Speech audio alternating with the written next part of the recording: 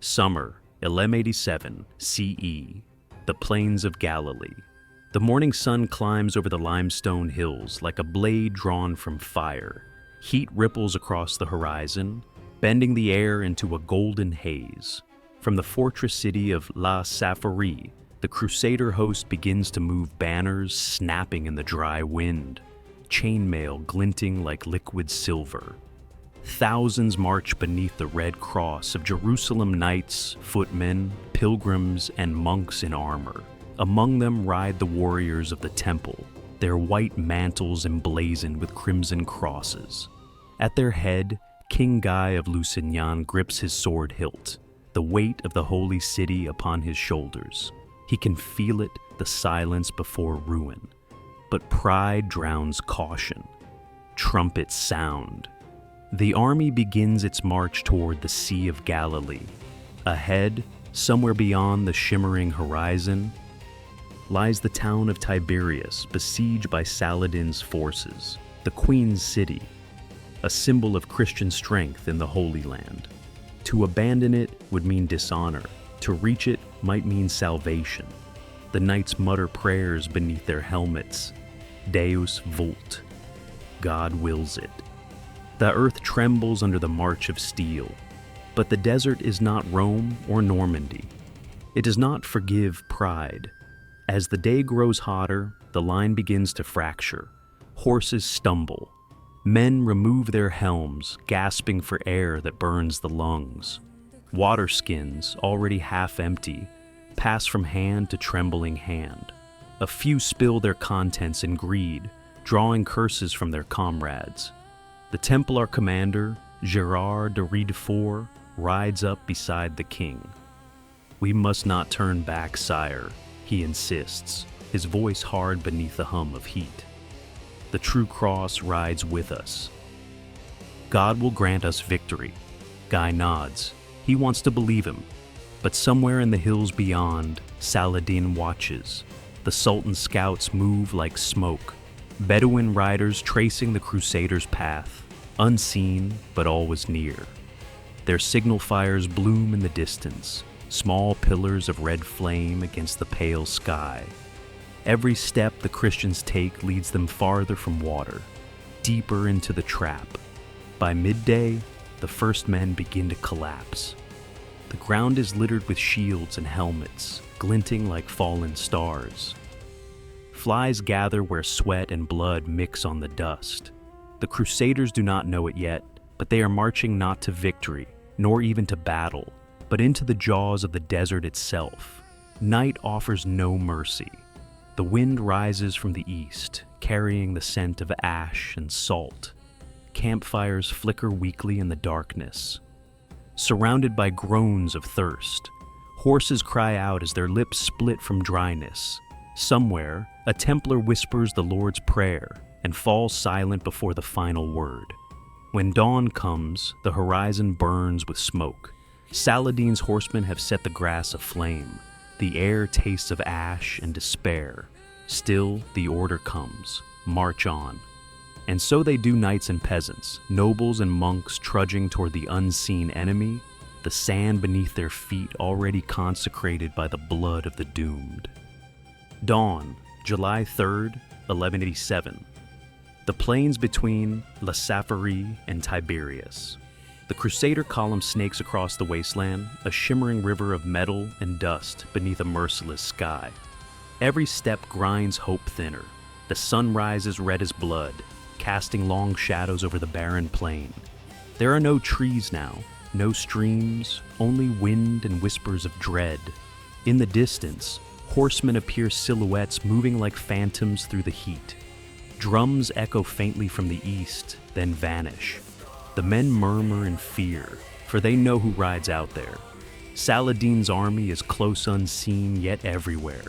At the vanguard, the Templars ride grimly, their white mantles dulled by dust. The red crosses seem to bleed into the fabric. Behind them, infantry stagger, heads bowed, tongues cracked from thirst. Some try to dig into the soil with daggers. Praying for water, the ground gives nothing back.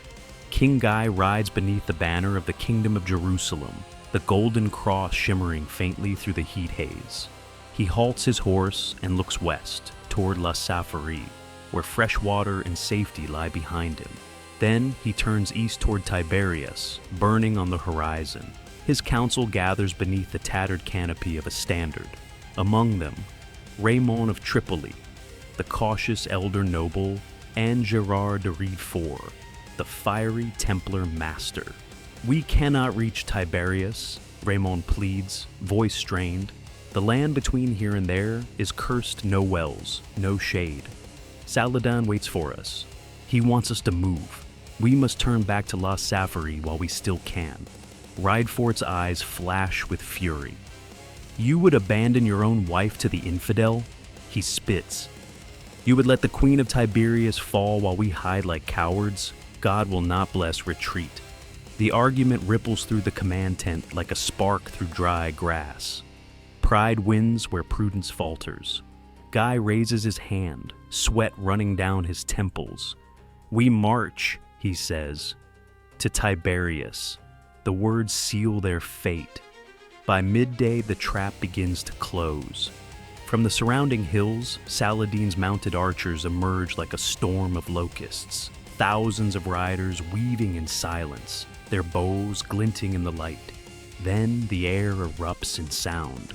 Arrows hiss through the sky, slicing into the Crusader line. Horses rear, men scream, banners topple. Yet the Muslims do not charge, they vanish again, circling like vultures, herding the Crusaders eastward. Hour after hour, the ambush continues not as a single battle, but a slow suffocation. Each attack bleeds strength, morale, and water. The Crusaders are forced to burn what little they have left to drive their carts. The desert becomes their enemy, the heat their executioner. By nightfall, the army is fractured into clusters of weary survivors. Many stumble in delirium, lips blue, eyes hollow. The fires that light the horizon are not theirs, they belong to Saladin's men, who burn the grass to smoke out the Christians' camp. The wind shifts, bringing the reek of ash and death. Somewhere in the chaos, a soldier whispers, "God has abandoned us." But it is not God, it is thirst. It is strategy. It is Saladin. He watches from a distant ridge, calm, composed, the desert wind lifting his black banners adorned with golden script. To his commanders, he says quietly, "Tomorrow they will reach Hattin.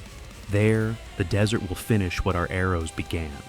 The torches of the Crusader army flicker weakly below, like dying stars swallowed by night. Morning, July 4th, 1187. The horns of Hattin, west of Tiberias. The dawn rises red, a cruel omen. Smoke from burned grass rolls across the plain, heavy and bitter, choking the soldiers as they wake. The Crusader army has reached a barren plateau dominated by two volcanic peaks, the twin horns of Hattin. There is no water, only dust, ash, and the circling of crows. The men's armor sears their flesh in the morning heat. Horses stumble as they try to climb the rocky slopes. Shields lie abandoned, spears forgotten. Some men tear off their tunics, desperate for air.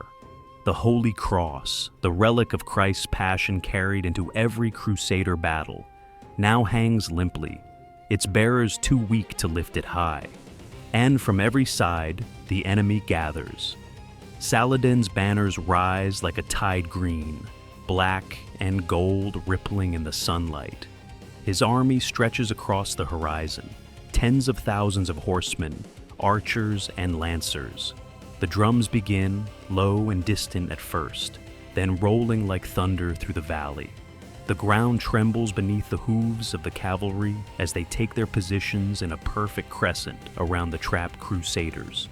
Inside the Christian camp, confusion reigns.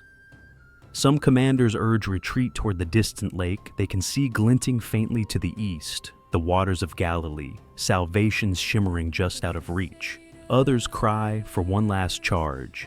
King Guy, hollow-eyed and drenched in sweat, knows that neither will save them. Gerard de Riedfort, ever defiant, mounts his war horse. The Lord tests us in fire, he shouts. If we fall as martyrs. He raises his sword, and 1,000 voices echo him hoarse, broken, yet burning with fanatic courage. Saladin gives a signal. Arrows darken the sky. The first volley slams into the Crusader lines like rain upon iron. Shields rise, but the men beneath them are already faltering. The grass around them blazes where the enemy's fire arrows strike dry tinder, igniting into walls of flame. Smoke billows, thick and black, cutting sight and breath alike.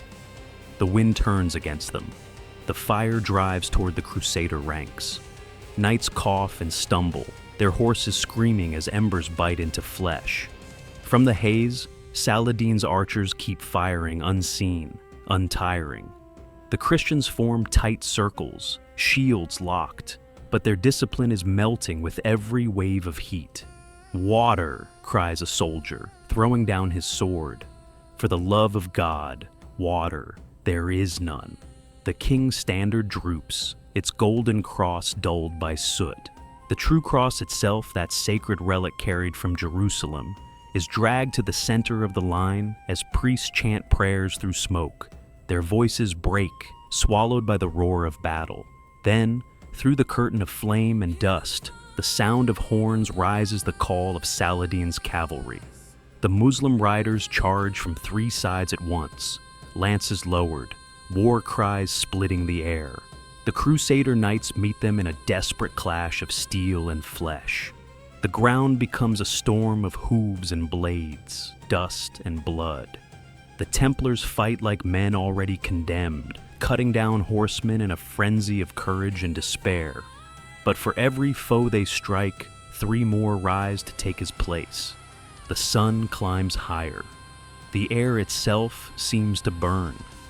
By noon, the Crusaders are trapped atop the hill, surrounded, exhausted, dying of thirst. Their formation tightens into a shrinking ring of white cloaks, turned brown with dirt and blood. From his command ridge, Saladin watches through the smoke, calm, patient, victorious. He turns to his son and says softly, "Now the cross will fall. The trumpets sound again. The final assault begins." Midday, July 4th, 1187. The horns of Hattin. The sun stands high, merciless and unmoving. Heat shimmers over the battlefield like molten glass.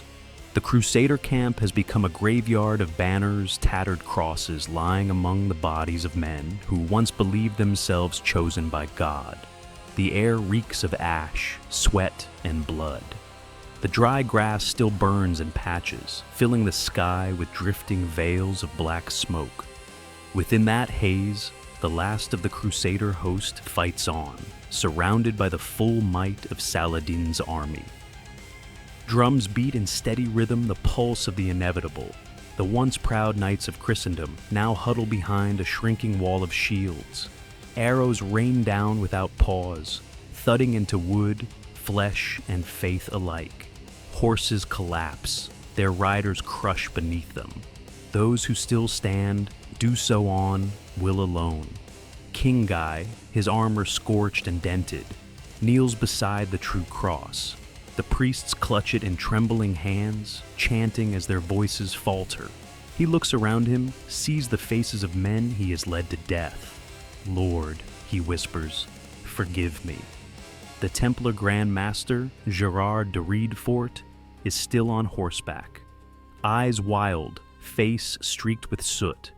Around him, a handful of his knights remain, their white mantles torn and blood-stained. "To me," he roars, "for the cross, for the temple." They form a wedge, the last spark of order in a sea of chaos, and spur their horses forward. The charge crashes into Saladin's lines with the fury of desperation. Swords flash, lances shatter, men scream. For a moment, the Muslim front buckles beneath the sheer momentum of the assault. A Templar cleaves through 3 men before his horse is cut down. Another breaks his blade and fights on with his bare hands. But numbers tell the story no courage can rewrite. Saladin's second line closes in, enveloping the knights like the tide consuming a shipwreck. The Templars are cut down one by one, their white cloaks disappearing beneath a tide of dust and crimson. Ridefort's horse falls. He rises from the dirt, face bleeding, swinging his sword until it breaks. He is taken alive, dragged from the chaos by soldiers who recognize the Grand Master. Around him, his brothers lie still. The red crosses of their mantles fade beneath the settling dust. The banner of the Kingdom of Jerusalem falls next. The bearers of the true cross are slain, the relic seized by Saladin's men. The priests who guarded it die where they stand, still clutching their rosaries. The fighting collapses into slaughter. Men throw down their weapons, begging for water or mercy. None is given until the killing stops. By late afternoon, silence descends over Hattin, a silence heavy with the echo of ruin. The plain is littered with bodies, broken shields, and fragments of faith. The Crusader army, the pride of Christendom, lies destroyed. From his pavilion on the ridge, Saladin dismounts. His officers kneel before him as he surveys the field. His face remains calm, his eyes distant, not triumphant, but solemn. He knows the desert has done what swords alone could not. He orders the wounded to be tended, the prisoners gathered. The captives, kings, nobles, and knights are led down the hill in chains. Among them walks King Guy, pale and hollow, his crown lost, his lips cracked from thirst. Behind him, the surviving Templars march in silence. Saladin looks upon them and says to his guards, "Spare the king." But the men of the temple and the hospital, their swords will never rise against us again. The desert wind carries his words away. The condemned are led to the edge of the field, where executioners wait with curved blades gleaming in the dying light. One by one, the Knights of the Cross kneel, and the sands of Hattin drink deeply. The sun sets red over Galilee. The Crusader dream dies with it. Evening, July 4th, 1187. The horns of Hattin and the road to Jerusalem. As twilight falls over Galilee, the battlefield lies silent at last. The smoke has thinned, leaving the scent of scorched grass and death hanging in the air. Crows circle overhead, black silhouettes against a blood-red sky. The wind carries only the soft clatter of broken armor and the distant murmurs of men too weak to rise. Saladin stands upon a ridge overlooking what was once an army. His black banners ripple gently in the desert wind, their gold calligraphy glinting in the dying sun. Around him, his emirs gather men of faith and discipline who have followed him across deserts and mountains. They look down upon the field of ruin, not with glee, but with reverence. "God has granted us victory," says one. Saladin's gaze remains fixed on the horizon, where the glow of Jerusalem lingers faintly beyond the haze. "No," he replies softly. "God has granted us balance." Below, the prisoners kneel in long rows, kings, barons, and foot soldiers alike. The Templars and Hospitallers, fierce defenders of the cross, lie still where they fell or have already met the sword. King Guy of Lusignan, stripped of his royal bearing, kneels before the Sultan. His lips tremble as he whispers for mercy. Saladin offers him water. When Guy drinks, the Sultan takes the cup and offers it to Reynald of Châtillon, the outlaw lord whose cruelty had long scarred the Holy Land. When Reynald drinks, Saladin's eyes darken. "You gave no mercy to the innocent," he says, drawing his blade. "And so, you will have none." A single stroke ends the man's life. Silence follows, heavy and absolute. Night descends over Hattin. Torches flicker as the wounded are tended, prayers murmured in Arabic and Latin alike. The dead are gathered where they fell, their weapons half buried in the sand. And far away, in the city of Jerusalem, word of the disaster spreads like wildfire. Monks ring the bells of the Holy Sepulchre in mourning. Women weep in the streets. The Kingdom of Jerusalem, built on the dreams of Europe, and the blood of countless pilgrims has been broken in a single day. In the months that follow, Saladin advances with measured purpose. Fortress after fortress surrenders without resistance. Acre, Nablus, Jaffa, the great bastions of the Crusader realm fall like stones into the sea. By October, his army encircles Jerusalem itself. The holy city, once believed untouchable, stands alone. Inside, the defenders, weary, hopeless, yet devout, prepare for the inevitable. But Saladin does not order slaughter. He remembers the bloodshed of the First Crusade and swears it shall not be repeated. When Jerusalem yields, he opens its gates not with fire, but with mercy. Christian families are allowed to ransom themselves and depart in peace. Pilgrims are permitted to stay. The city breathes again under the crescent moon. The age of the Crusader Kingdom is over. On the windswept hills of Hattin, the sand begins to reclaim what remains, shields rusting to dust, bones whitening under the sun. The red cross of the Templars fades from the earth, replaced by the whisper of desert grass. But their fall becomes legend, a warning to kings, a tale whispered in the cloisters of Europe and the courts of the East.